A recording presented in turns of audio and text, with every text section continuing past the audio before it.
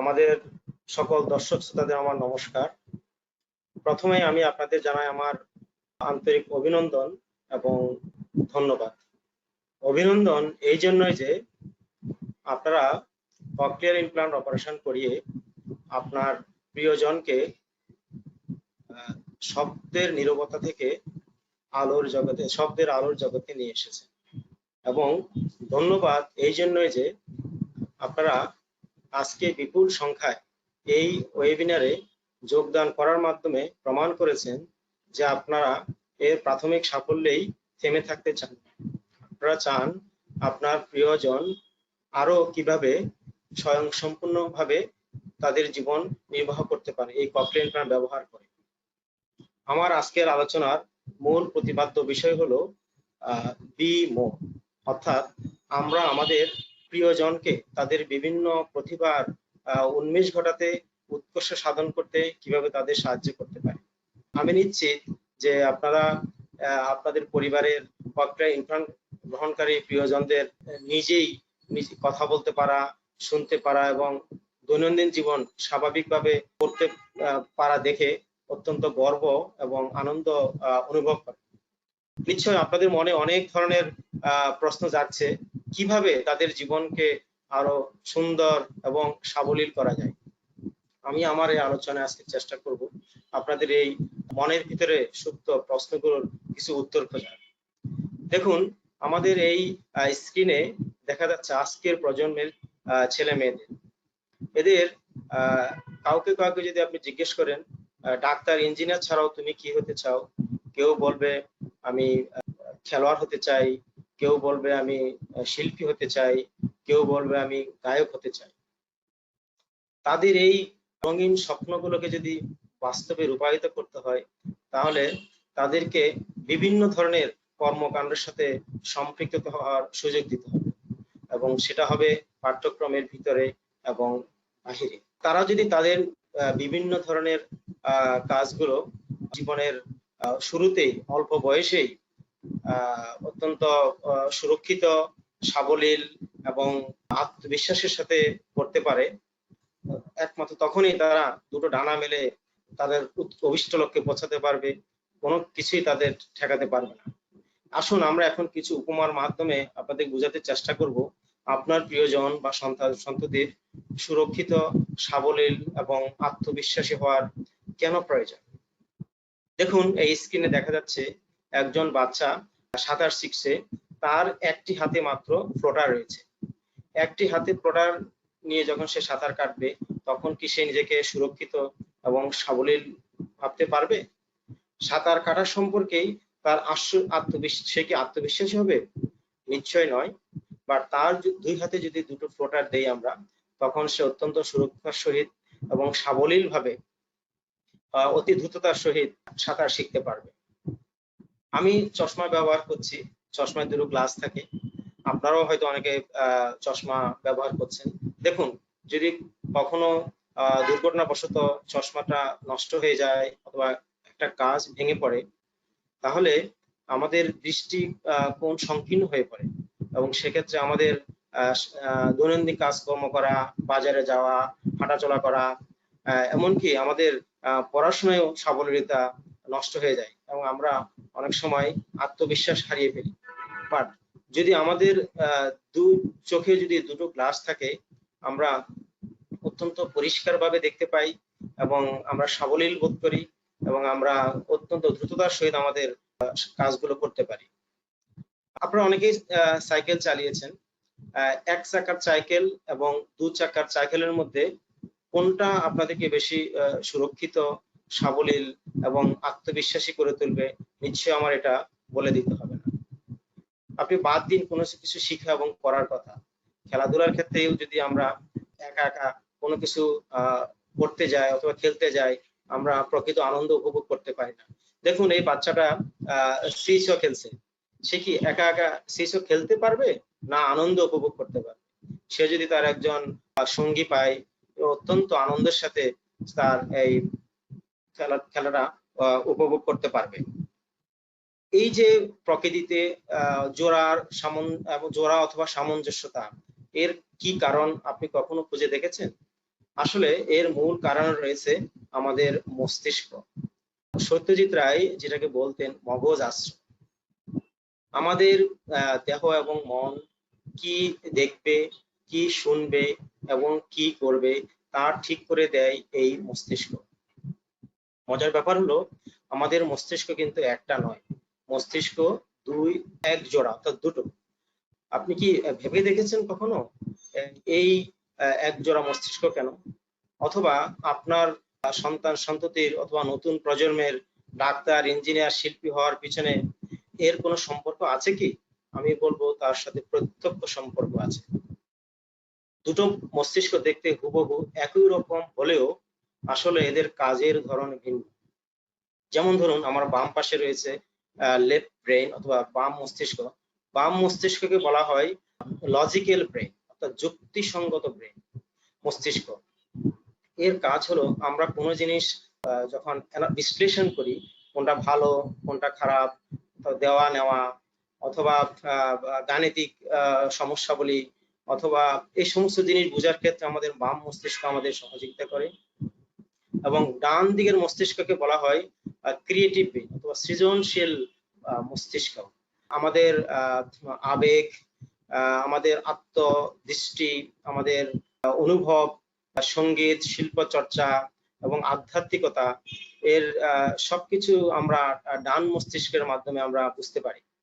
তাই যদি আপনার সন্তান সন্ততিকে পাঠ্যপুস্তকের বাহিরেও যদি তাকে তার শিল্প, সাহিত্য, সঙ্গীত এগুলোতে পারদর্শী করতে তুলতে চান, তাহলে দুটো মস্তিষ্ককে সমানভাবে আপনার বিকাশে সহযোগিতা করতে হবে এবং উদ্দীপ্ত করতে হবে।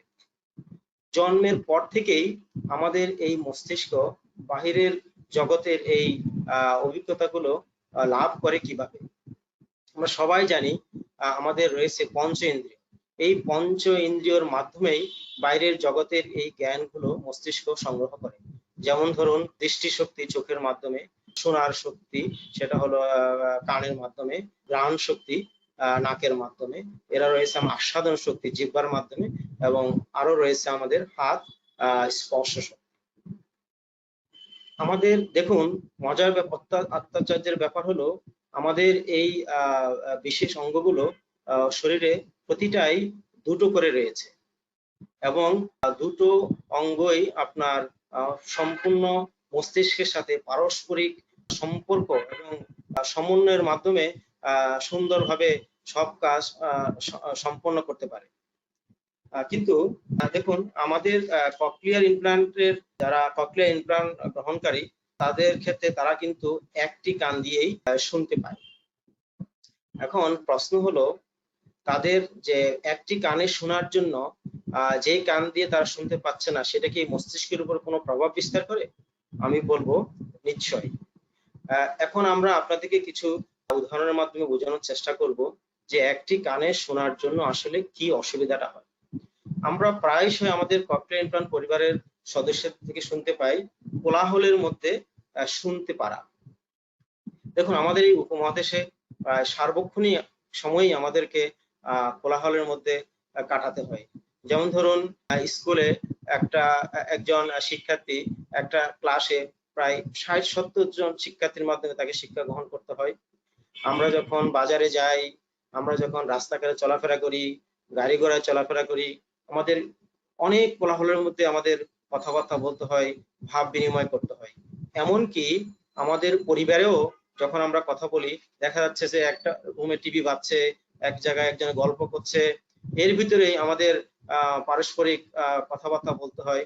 এবং এরকম কোলাহলপূর্ণ পরিবেশে শব্দ শোনা এবং সেই হিসাবে প্রতিক্রিয়া ব্যক্ত করা প্রায় অসম্ভব হয়ে পড়ে। দেখুন এক কানে শোনার জন্য কখনো কখনো যখন শব্দ খুব অস্পষ্ট হয় তখন সুরক্ষা, তার সাবলীলতা এবং তার আত্মবিশ্বাস সে ঘাটতি দেখা যায়, এবং সেক্ষেত্রে অনেকেই তখন নিজে অনেক কিছু সামাজিক অনেক কিছু এড়িয়ে চলেন এবং সে একাকিত্ব বোধ করেন এবং সে নিজেকে গুটিয়ে নেয়। আমরা সবাই জানি যে মাল্টিটাস্কিং অর্থাৎ একসাথে 2-3টা কাজ করা। আমাদের মস্তিষ্ক যখন একটি অংশ কাজ করে আমরা যখন একদিক থেকে শুনি তখন একসাথে দু তিনটা কাজ আমরা সঠিকভাবে করতে পারি না। যেমন মোবাইলে কথা বলতে বলতে পেপার পড়া, মোবাইলে কথা বলতে বলতে টিভি দেখা, অথবা আপনার মোবাইলে কথা বলতে বলতে কম্পিউটার চালানো। দেখুন, আরেকটা উদাহরণ দিলে আপনাদের কাছে এটা আরেকটু পরিষ্কার হবে যে একজন ককলিয়ার ইমপ্লান্টধারী সে একটা ব্যস্ততম সড়কে স্কুটার চালাচ্ছেন, এবং এরকম পরিস্থিতিতে আমরা জানি যখন আমরা এক কানে শুনি আমরা শব্দ শুধু আমরা কানে শুনছি, কিন্তু শব্দটি ঠিক কোন জায়গা থেকে আসছে, কোন দিক থেকে আসছে আমরা সেটা বুঝতে পারি না। এরকম পরিস্থিতিতে যখন আমরা কোলাহলপূর্ণ জায়গায় স্কুটার চালাই অথবা রাস্তা পারাপার হই, তখন আমরা নিরাপদের সহিত সেটা সম্পন্ন করতে পারি না। আপনি ভাবছেন আপনার সন্তান নাই বা গেল রাস্তাঘাটে, নাই বা করলো সে দুই তিনটা কাজ একসাথে, তাতে কি? সে তার নিয়মিতভাবে পড়াশোনা করে, তার পাঠ্যক্রম সম্পন্ন করে স্বাভাবিক জীবনযাপন করতে পারলেই আপনি খুশি। কিন্তু দেখুন, যখন সে একটি কানে শুনে তখন সে একটি কান দিয়ে শোনার জন্য অনেক বেশি মনোযোগ তাকে স্থির করতে হয়, এবং অনেক বেশি মনোযোগ দেওয়ার কারণে ব্রেন অথবা মস্তিষ্ক অনেক সময় ক্লান্ত হয়ে পড়ে, এবং দেখা যায় যে অনেক বাচ্চাই দিন শেষ হওয়ার আগেই তারা শান্ত হয়ে যায় এবং তারা কোনো নতুন কোনো কাজ করার শক্তি পায় না। তাহলে আপনাদের যারা আপনারা এরকম সমস্যার সম্মুখীন হয়েছেন অথবা আপনাদের প্রিয়জনকে দেখেছেন যে তারা এরকম সমস্যা হয় তাদের, তাহলে তার উপায় কি? এই বিজ্ঞানের উৎকর্ষতার যুগে যেখানে সমস্যা আছে সেখানে সমাধানও আছে। এই যেহেতু আমরা বলেছি যে এক কানে শোনার কারণেই আমাদের এই সমস্যাটা হয়, সুতরাং যদি আমরা দু কানে শুনতে পাই, অর্থাৎ দু কানে যদি আমরা ককলিয়ার ইমপ্লান্ট করে শুনতে পাই, তাহলে আমাদের শোনাটা পরিপূর্ণতা পায়, তাহলেই আমরা এই সমস্যার সমাধান করতে পারবো। দেখুন, একটি বাচ্চা তার দুজন বন্ধু তার কানে ফিসফিস করে কি যেন বলছে, কিন্তু এক্সপ্রেশনে বোঝা যাচ্ছে সে অত্যন্ত আনন্দ পাচ্ছে এবং মজা পাচ্ছে। এটা একমাত্র সম্ভব যদি দু কানে দুটো ইমপ্লান্ট থাকে, কারণ যদি একটা কানে যদি একটা ইমপ্লান্ট থাকে সে আরেকজনের কথা কিন্তু শুনতে পারবে না। এখন আমরা দেখব যে দু কানে শোনাতে আমাদের কি সুবিধা। আমাদের প্রথম এবং প্রধান দায়িত্ব হলো আমাদের পরিবার পরিজন এবং আমাদের প্রিয়জনের সুরক্ষা নিশ্চিত করা। এবং আমরা জানি আমরা আমাদের বাচ্চাদেরকে আমরা ছোটবেলা থেকেই শিখিয়ে থাকেন যে সে যেন এদিকে দুদিকে তাকিয়ে এবং দুদিকে শুনে সে যেন রাস্তা পারাপার হয় এবং নিরাপদে যেন সে রাস্তা পারাপার হতে পারে। দেখুন, সে যদি একটা কানে শুনে থাকে তাহলে কিন্তু সে নিরাপদে কখনোই রাস্তা পার হতে পারবে না। সেজন্য তার যদি দুটো কানে আপনার ইমপ্লান্ট করা থাকে সে অত্যন্ত নিরাপদে রাস্তা পার হতে পারে।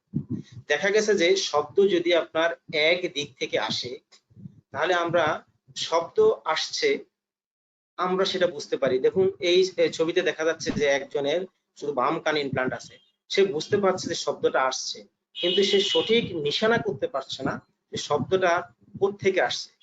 এর পরের ছবিতে আপনারা দেখতে পাচ্ছেন তার দু কানেই ককলিয়ার ইমপ্লান্ট আছে, সে একেবারেই পিন পয়েন্ট অর্থাৎ তীক্ষ্ণতার সহিত সে শব্দের উৎপত্তি স্থল বুঝতে পারছে এবং সে অনুযায়ী সে প্রতিক্রিয়া ব্যক্ত করতে পারবে। দেখুন, আমরা এর আগে আপনাদেরকে গাড়িতে রাস্তা পারাপারের কথা বলেছি। একটা সহজ উদাহরণ যদি আমরা দিই, দেখুন হয়তোবা আপনার অন্য কোনো একটা ঘরে আপনার একটা মোবাইল বাজছে, অথবা আপনার পাশে আপনার সন্তান বসে আছে, একটা মোবাইল বাজছে একটু দূরে, আপনি বলছেন যে বাবু তুমি মোবাইলটা আমাকে দাও তো। হয়তোবা তার মোবাইল বাজছে বাম দিকে, তার ককলিয়ার ইমপ্লান্ট করা ডান দিকে, সে কিন্তু আপনার সেই প্রতিক্রিয়ায় সেও শুনছে মোবাইল বাজছে, কিন্তু সে কিন্তু মোবাইলটা আপনাকে খুঁজে দিতে পারছে না, অর্থাৎ সে সঠিকভাবে কোন জায়গা থেকে মোবাইলটার সাউন্ড আসতেছে সেটা বুঝতে পারছে না। সেজন্য ডিরেকশন অফ সাউন্ড বুঝতে হলে আমাদের দু কানে ককলিয়ার ইমপ্লান্ট করা অতি জরুরি। আমরা আরেকটা উদাহরণ দিতে চাই বয়স্কদের ক্ষেত্রে। আপনারা প্রায় দেখবেন যখন আমরা ব্যাংকে যাই তখন দেখবেন যখন আমরা কোনো কিছু লেনদেন করি, একটা কাচের ভিতরে একটা সরু জায়গা থাকে যে দিয়ে আওয়াজ আসে আমরা বুঝতে পারি। যদি আপনার একটা কানে ককলিয়ার ইমপ্ল্যান্ট থাকে, আপনার কানটা সেদিকে দিয়েই আপনাকে কথাগুলো ভালোভাবে শুনতে হবে। কিন্তু আপনার যদি দুটো কানে ককলিয়ার ইমপ্ল্যান্ট থাকে, আপনি কিন্তু স্বাভাবিক মানুষের মতোই আপনি কিন্তু সবকিছু শুনতে পারবেন। এবার আসা যাক শব্দের উৎকর্ষতার।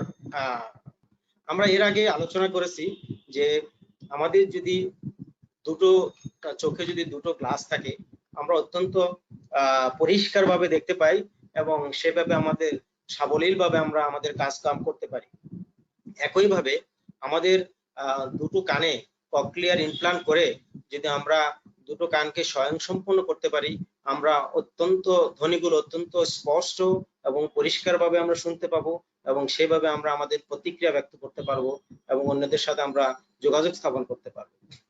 একটা ছোট্ট পরীক্ষার মাধ্যমে আপনি এটা অতি সহজে বুঝতে পারেন। আপনারা সবাই নিশ্চয় মোবাইলে গান শোনেন এবং দেখুন, আপনি একটা গান ঠিক করুন, অত্যন্ত সুরেলা সঙ্গীত এবং যার ভিতরে বিভিন্ন ধরনের বাদ্যযন্ত্র আছে।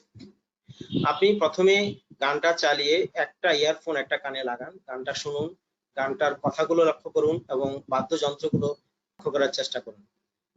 এবং এই একই পরীক্ষাটা আপনি দু কানে অর্থাৎ ইয়ারফোনটা আরেকটা কানে লাগিয়ে এবার শুনুন।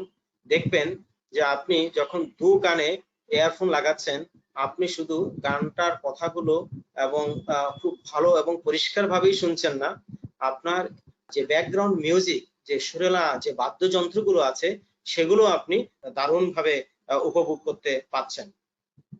এবার আসুন মাল্টিটাস্কিং।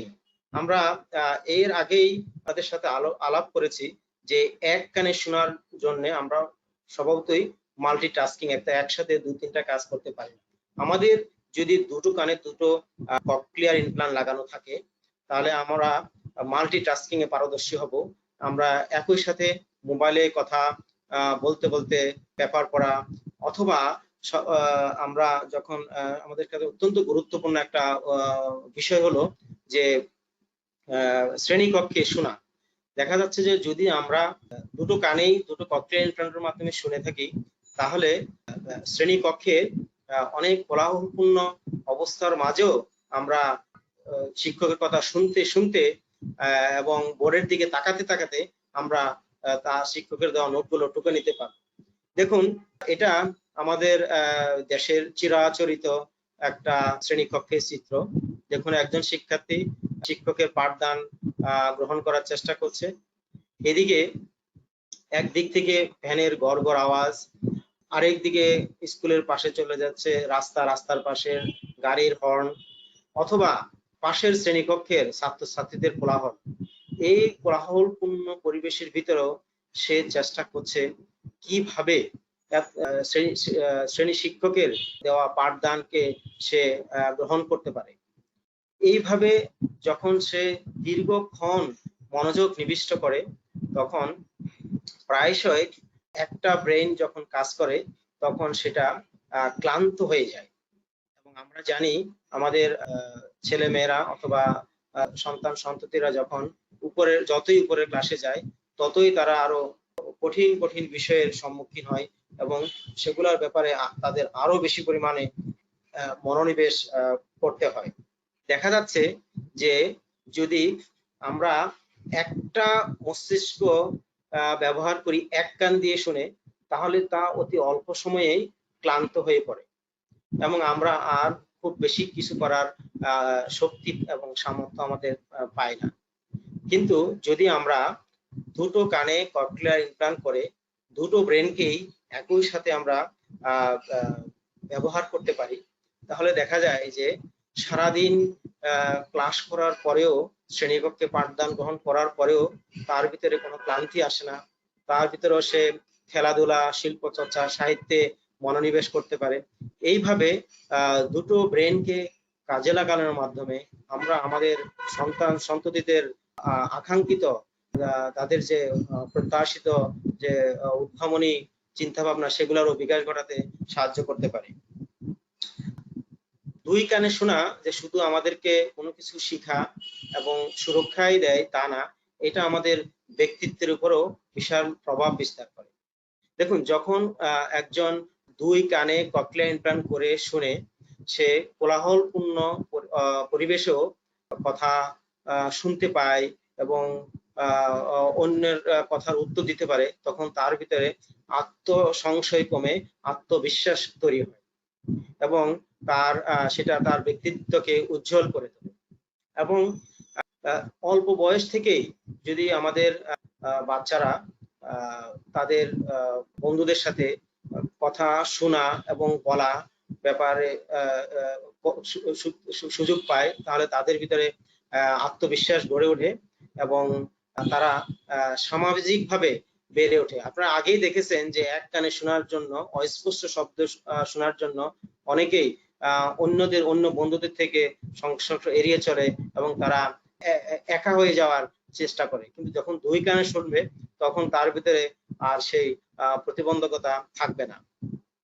এছাড়াও দেখুন, আমাদের ছোট ছোট কিছু দৈনন্দিন জীবনের অনুভূতি, যেমন সকালে আজানের ধ্বনি, একটা মন্দিরে ঢাকের শব্দ, বৃষ্টির সময় টাপুর টুপুর শব্দ, বৃষ্টির শব্দ অথবা পাখির কলতান, এই অনুভূতিগুলো আমরা যাদের দু কানে আমরা শুনি তারা আমরা সহজেই এগুলা অনুভব করতে পারি।